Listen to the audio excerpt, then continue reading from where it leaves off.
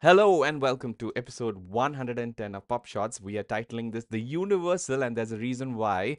And let me introduce myself. So, my name is Dr. KK. I'm the Innovation Officer at Inago, and I have with me somebody who's scratching their chin in contemplation as to why we might have chosen this song. Hi, Tony. It's in contemplation of the fact I haven't shaven very well. Good morning, Keiko. How are you? I'm Tony Robert. Everyone, hello. Welcome to Pub Shorts. If this is your first time watching Pub Shorts, this is a regular podcast, videocast, whatever you want to call it, that KK and I record, where we discuss aspects of news stories that affect the world of research, research impact, AI, for example, technology, policy funding, and hopefully you found deliver stories that are relevant and contemporary to you. I'm Tony Walker. I'm Vice President for Partnerships. And yes. And this Welcome. episode is titled Universal for a reason, Tony, Oh and I yes, believe of you know course. that. Yes. I do. I'm sorry. I was so busy talking about something else. I didn't think of that. Yes. So this is the Universal. Yeah. We like to give every episode a song name, and this is no different. This is named the Universal, which, for those of you who don't know, is a song by Blur, great English band. And the song's sweeping look at modern life fits this week's theme perfectly because AI is everywhere. It's reshaping work, it's reshaping how people study, and even how we think about being human in a world that's becoming, well, universal. Yes, exactly. And we that's a perfect segue to the first story. It's an existential question posed by a researcher in the world of AI. So, Tony, am I redundant? Is a question that is the title of the career column in Nature, and the rest of the subtitle would be How AI Changed My Career in Bioinformatics. So this is a question that I keep on asking myself even before the sort of invasion of our lives by artificial intelligence. What am I in terms of social and cultural responsibility? So this article, however, the author is Li Zhu, a bioinformatician, and he initially worried that AI would make him redundant or his role redundant. And he explains that AI can now write and even run code for biological analyses. And he found that AI made a mistake in his lung cancer study due to a change in his data collection. I think he means that he has found AI was able to find a mistake, and that's what I think. I don't remember exactly the phrase, so this could be an error in my notes. So this showed him that his role shifted to supervising AI and validating his results. So yeah, so the original note was right. So he, in the AI output, he was able to find an error that the AI made, which he did not expect, and he was able to catch it. So the role shift that he's mentioning is the fact that he has now become the sort of auditor editor of an AI output, because AI is helping him with his day-to-day tasks, but his role has shifted to quality control, and that is the general sort of role that we are all slowly shifting into in terms of That's the in first time I've heard that expression, an auditor of AI. I think that's going to become increasingly prevalent. yeah. It's not about just editing content; it's about auditing what's coming back. I think that's really interesting. Right. So the practical strategy for, you can also call it AI supervision. He mentions that creating a validation data set, shuffling the data to make sure that AI gets sort of enough different types of information, different slices, subset analysis, and checking your own assumption. And for if you are using a chat-based system, you can repeat the prompts. So these are listed here, and simplifying prompts and establishing eventually a consensus using multiple AI. These are things that you could incorporate, I suppose, in your AI auditing slash supervisorial role, while you find yourself shifting to a role where your work is being at least partially done by artificial intelligence. And from our point of view, the conversation that Tony, you and I have here, it is very relevant in the context of peer review, for example, where we are Mm. positioning AI as an assistant to a peer reviewer. So the reviewer's role then becomes, they oversee what the AI is outputting so that it can be quality control. So your Yeah, thoughts on it? it's not about replacing the Yeah. research. It's about enhancing the work of the researcher. Identifying errors quickly, like this particular example, or maybe completing the research more quickly. But you imagine something like drug discovery, for example, Right. viral drug discovery, for example, is absolutely critical. So I think he's obviously pivoted in his position in terms of the value of AI, and I think rightly so. Right. So, in a related AI story, we have I think I remember talking to you. This came to me, came to us, I suppose, through David Flanagan, somebody from Wiley that we know, who I interviewed in a separate podcast. And he pointed me to Simon Willison's blog, which is this, which I'm sharing right now. And we had a short conversation of what an agent is, I think a few episodes ago. So we have a new story from Simon Willison's blog. It is titled Claude Skills. Claude, the generative AI brand from Anthropic, is these skills are awesome and maybe a bigger deal than MCP, which are model context protocols and related servers, which are very important in terms of providing the artificial intelligence assistant content that is rich and maybe behind a paywall from a publisher point of view. So Yeah. MCPs are considered to be the solution for things Mm. that AI need to access in terms. So the Interesting. yeah, so the Claude skills part. So skills in Claude have recently been introduced, including Claude's memory feature. And I just actually happened to explore my own Claude settings and I saw these and everything is unchecked. So these are only loaded when relevant, making Claude Claude better at specific tasks, like for example, Excel spreadsheets or some brand guidelines or something like that. And skills are conceptually simple, Tony. It basically gives you a markdown file output. And if suppose, Tony, you're not familiar with markdown, it's one of those file formats where textual information is stored in a machine readable format. It is less complex compared to HTML, etc. And I almost exclusively write in Markdown these days in Obsidian, and so I'm intensely familiar with this. So So what's the difference between mark up and mark down? Markdown is a sort of a language. It's a language, I guess, a schema of how to write languages. Markup is when you make changes to a document. So it Right. is not markup and markdown are sort of not polar opposite. It's a file Right. format. Yeah. So Okay. Yeah. so markdown file with instructions is how Claude is storing this information and is able to transfer it, which makes it lean and efficient, and hence things are easier and better than MCP is a base argument here. And also because of the efficiency, the entire skills use case is token efficient, and that means it is cost efficient and obviously energy efficient and whatever sustainable efficient. So hence uh, Simon suggests that they may be the Claude skill set may be better than MCPs. I mean, MCPs are something that I think the Anthropic team themselves designed, if I'm not mistaken. And so there's another way to communicate all the information that you need. And so skills might be better and efficient. So this is the main sort of thesis.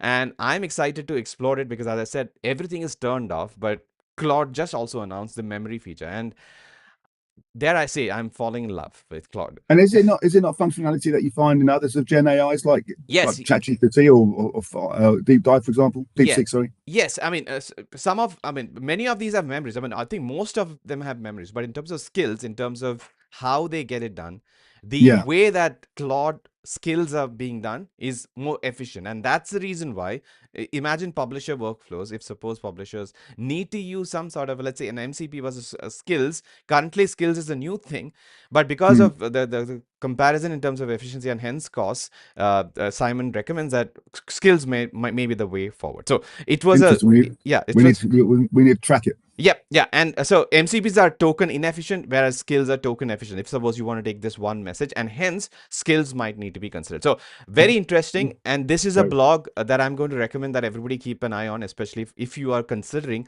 artificial intelligence related development in in Mm. academia. All right, Tony. Moving on to the next. This is this is another blog. This is a very frequent visitor we are in this. So Ethan Mollick's blog, one useful thing, and this actually it was the most discussed, I guess, such blog in the last week or so. So it's titled "An Opinionated Guide to Using AI Right Now." And what does right now mean? In the middle of October 2025. So it's a complete rundown of where we are and what models are good with what tasks. So this is a very useful uh, infographic that probably, Tony, you can also use in terms of Mm. multimedia, which AI is better. And these red texts are his as an Ethan's comments, as for example, for practical guidance, how to advise, free models are usually good enough unless the advice is for a complex topic. So these are annotations from him. But the most important thing here is this little light brown column, I suppose, or brownish red column.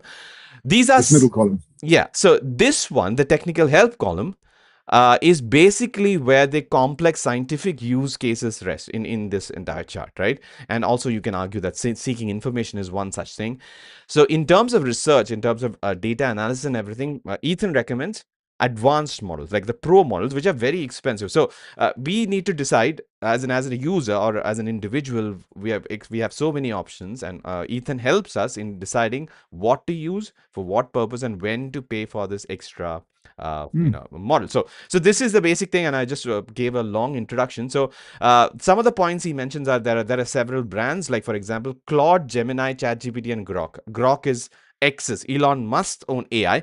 And then he lists DeepSeek, Kimi, we have talked about it, Z and Quen. These are open weight models primarily from China. So these are the different ones. So free versions are good for some tasks, as I mentioned in this, but the paid versions increasingly become better and better for especially for research and scientific research related tasks. So yeah, he considers the three main contenders among in the race to be obviously open, ChatGPT, Claude, and Gemini. And interestingly, he lists advantages and disadvantages for all of these. And eventually, he says that it is up to you, as in the user, to decide what you like. But if you want to have some more control over hallucinations and your overall experience, efficiency, accuracy, etc., you need to pay. yeah, But yeah. not usual average users, and I'm calling you and me, Tony and KK, are as average users. Maybe me a little more advanced, but we don't need to pay for the $200 premium plan, and $20 is a usual pro plan. That's where we should settle for most use cases. So it's Yeah. an excellent sort of guide, and I strongly recommend, Tony, you also read it so that you understand where we are, and obviously Absolutely, yeah. from Ethan's point of view, how this will apply to in many use cases of artificial intelligence in academic publishing. And it's interesting that what we're seeing is kind of almost like a settling down. There seem to be over the last 2 years we've seen a lot of sort of heads bobbing to the top, and now we're starting to see some clear sort of leaders Mm-hmm. in this space with GPT, with obviously with Microsoft, with Copilot, with Gemini, and with Claude. And I wonder if that's going to continue. Whether there's something else coming up from behind that we don't know about yet. Mm-hmm. And interestingly, he mentions sycophancy and personality, and in terms of agreeability and everything. And I was surprised to find, and I participated in this conversation that happened on Discord, and the general consensus, at least in that little subset who's talking about this, is that Claude is probably leapfrogging ChatGPT in terms of the more nuanced stuff. And I am increasingly being swayed, and I think that my initial trial 1 month period of Claude Pro, which I am in the middle of, should be extended. So that means Mm. I'm paying for like 3 AI brands out of my pocket. So anyway, so that is to be Who needs continued. to eat? When you can have 7, right? All right. So the next one is a New York Times story. This is from the Deal Book. This is a business newsletter, but at the same time, this is a medical research and AI related news story. So this is titled "Open Evidence Raises 200 million US dollars for a Chat GPT for medicine." So this is a 3-year-old startup, Tony, and it has just raised 200 million, and the valuation now stands at 6 billion US dollars, and they are building a specialized AI for medicine. It can be paraphrased as ChatGPT for medicine. So it's like a chat GPT for doctors, and it is already being used by a lot of doctors and clinical practitioners in, I think, most of the developed world, US, UK, etc. And it supports 15 million consultations every month. And I'm arguing, Tony, that your consultations in the last maybe a year or so are already facilitated by things like open evidence. And this is the users are increasing, and the most important thing, it is trained on medical journal articles from JAMA and NEJM, and this Mm. helps avoid in making mistakes. So basically, paywall content is being provided for this application to work, and it makes money from advertising. And that was the only sort of flag that I have, because eventually, that model may not always work. And it has already, as I mentioned, handled over 100 million consultation, and that That's consult amazing. that data is already being used to train. So we have talked about the positives and negatives of AI implementation in clinical medicine. So this one, I would argue, it's on the positive side, but we still need to make sure that, let's say, open What evidence is evidence is why robust. do you question the model though? Why do you think that an advertising model isn't sustainable? Because you will eventually run out of advertising money, and so I mean, I'm not Really? question. You could depending on how things are. I mean, Google, I think Chrome, or rather Google search, is probably the one lasting advertisement based model that or attention based model that has worked. I'm just wondering whether a clinical research medicine application, which is obviously expensive, if suppose hospitals have to use it, it needs to have an advertising Oh, I support. tell you, listen. Bear in mind, I have an advertising background. My first career was in advertising sales. Yeah. If you've got something that has 100 million medical consultations every month and it's seen by millions of doctors every month, I can assure you there is enough. There's going to be enough of a chain of advertising to keep it, make it sustainable. I mean, look at how successful things like WebMD and TrendMD have been over the last Right. 20 years. Right. Okay. So I think I need to change my stance considering that you have experience, but it was my, I guess, uneducated sort of thought that advertisements may not be the only way to sustain it. But anyway, open. Not the only way, but Yeah. it definitely it's a proven model. So if you're visiting a doctor, keep in mind that you might be. The one thing I will say, and this is again evidence for this as well, is that there is often the argument, if it's free, does it have value? But look, clearly, if it's got 100 million consultations, this thing really has got value. Okay. Good point. All right. Moving on to, I think, the last couple of three stories which are related to each other. The first one, from Leiden Matrix, why AI transparency is not enough. So I do not know, Tony, if you had a chance to read this, but I didn't know. this is likely the most controversial piece that we will discuss in this episode. So this is actually questioning whether just the declaration of AI assistance and transparency in the AI assistance use cases, especially in the context of research, is actually enough.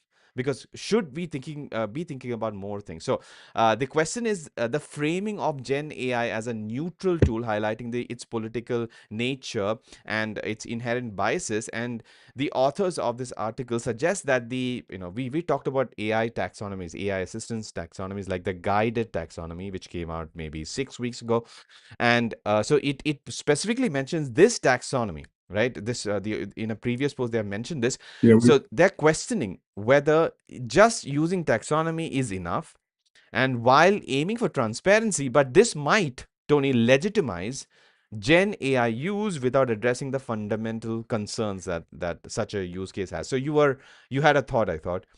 Did you have? no. I'll leave it to when you finish speaking, KK. That's Yeah, all right. yeah, right. So they emphasize the need for discussing the systemic implications of Gen AI, implementation and use, and the potential exploitation of researchers. You can imagine how that, because a lot of work that was done by researchers can be sort of done by AI these days, and Yeah. eventually that could lead to a complete societal, community level change. And this article calls for more critical conversations about who benefits from generative AI, who's harmed, and the long-term consequences, including cognitive aspects. So, is disclosure enough? Is a question that this article, as in, I guess, raises in the context of Gen AI assistance, in the context of research as well. So we've been championing the fact that disclosure is important, education is important, and that is at least one step in ensuring that things are done the right way. So, are you swayed by the main argument of this article? I maybe partially. I do think, we've spoken about the importance for disclosure, and we've spoken about our own activities with the open AI. Oh gosh, early morning, my brain's gone to sleep. We have yeah. Responsible AI is what I think you're trying. Yeah. Thank you very much. Yeah, Yeah. we've spoken about how it's important that authors disclose not just that they've used AI, but how they've used AI. But something I hadn't considered is kind of who's responsible for training the AI and making sure that the training is unbiased. Because if there is bias, obviously, in the AI, then it clearly has a knock-on effect for anyone who uses it.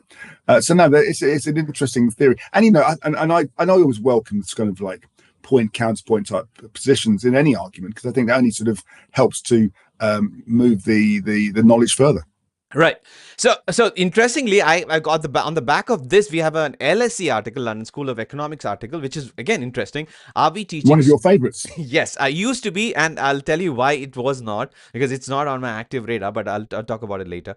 Are we teaching students AI competence, or are we teaching them dependence? So, interesting question again. Uh-huh. So, Mm. the growing concern that universities might be fostering AI dependence, and that the current approaches to AI in education, like the workshops on prompt engineering, for example, I mean, students are sort of kind of asked, it's a mandate right now, to learn prompt engineering, and that would lead them to learning whatever that learning without actual comprehension. And if you remember, this is one of the problems that we want to address through one of our products called the documark, and you probably it is something that I think you can expand on, Tony. So Yeah. this entire thing is called metacognitive laziness, and is this is indeed a very sort of as like thought about aspects, I guess, cognitive aspects or pedagogy as well. So keep that in mind, that teachers are conscious about this, and students often become overconfident in their abilities while using AI, failing to critically evaluate the AI generated content for mistaking eloquence for accuracy, for example. And we have the hidden curriculum aspect of dependency, which is not obviously, because everybody wants AI to be integrated, but without thinking about the consequences. And eventually, we need to also change the evaluation methods of how we are. We are ascertaining whether the students have actually learned something from it. So Yeah. there Yeah. are Yeah. several sort of next steps or solutions proposed, but I thought this, on the back of what we just read from Leiden Matrix about just transparency not being enough, and the fact that we have the responsible AI movement, as well as we have a product which actually is a solution for this, which is DocuMark, is an interesting sort of thing. So I want you to comment on it, maybe explain what DocuMark is as well. Okay, I'll explain what DocuMark is first, and then I'll comment secondly. Mm-hmm. So DocuMark, for those of you who don't know what DocuMark is a way for educators to verify how a document, an academic, a research document is being created. In other words, it will tell you how much of that content has been plagiarized potentially. You know, Mm-hmm. give you a percentage. It will tell you how much of that content has actually been written, typed in by hand by the author, Right. by the researchers. So you know, it's not just copying and pasting, hopefully from another source. And how much of it is being generated by AI, importantly. So Right. it gives you a percentage probability that, you know, it's only giving you a score. And what we're seeing increasingly universities are saying as part of this, of mandating of the use of AI, is a lot of universities are increasingly setting limits in terms of, okay, look, these are the sort of percentages. We don't want more than 5% or 10% to have been generated by Gen AI. So basically, DocuMark is a tool which we've developed, which allows university managers, research managers to Mm-hmm. determine how that content is being created, Right. and try and give it a stamp of approval. Right. So, Tony, quickly, I've just loaded the page so that whoever is watching this video can also understand more of DocuMark. But anyway, so I'll Yeah. let you continue with the commentary No, on and the then LSE article. yeah. So I think just related. The only point I was going to make, KK, is, um, you know, in a sense, I'm glad I'm not a student today, because I think a student today is kind of stuck between two stones. You know, on the one hand, we've seen this explosion in the use of AI, Mm-hmm. and an expectation that students are going to use AI to develop their content. But at the same time, the rules around how to use AI Mm-hmm. are still being written. Right. So, you know, and I think educate and the way people learn, I think moving forward, is going to change. It's not just going to be about the methodology and the practice. It's going to be much more about the analysis and the critical thinking, Mm-hmm. and changing the way people learn. I think is going to be crucial moving forward. Right, and the last of the series of articles is also from Nature. It's a news feature titled "Universities Are Embracing AI. Will students get smarter or stop thinking?" So basically, all the arguments that we have already considered in the last two articles, but it's also an interesting perspective. So I recommend you read all the three articles. And once more, if you want to know more about DocuMark, you can go to trinka.ai and /features/DocuMark, or simply search for DocuMark in Argo, and you'll find more information if you're A interested. catchy URL. Yes, and if you're interested in knowing more about it, you're welcome to get in touch with either me or Tony through any of the Yeah. means that we offer, including LinkedIn. All right, Tony, are you ready for quick hits? We have 5 of them, and Always. we want to get through them fast. So the first one is quite controversial. This is actually a comment from Nature. This is the second such comment that I've read in the last couple of days. Rethinking human roles in AI warfare. So obviously, it is related to the use of AI in warfare, and the main thing that I think the article discusses is the role of the human again in the decision making in the use of AI in warfare. And so the current ideas related to AI weapons usually focus on governance, the human control over it. But there are different types of governance and different types of control, and we need to also look at all of this. So you can see that this was a free preview, but it's not anymore available as a free preview. But it's an interesting concept because we have been talking about AI, let's say in research or for general use cases. But in terms of warfare, remember the classical situation where if you've been following the Terminator franchise, the latest Netflix animated adaptation is about an AI controlling all the missiles, which eventually lead to the situation that happens in Terminator. So this is important and a very interesting piece of news. So do you have any thoughts on this? I really don't, and Okay. I really want to think about it in a sense. All right. So the next one, Silicon Valley is investing in the wrong AI, claims an opinion guest essay from the New York Times. So the author argues that the focus should be not on should not be on artificial general intelligence. That's something that everybody is chasing, but instead on specialized AI tools that support research or clinical medicine for that matter. So that's a theme of the argument. Interesting thought.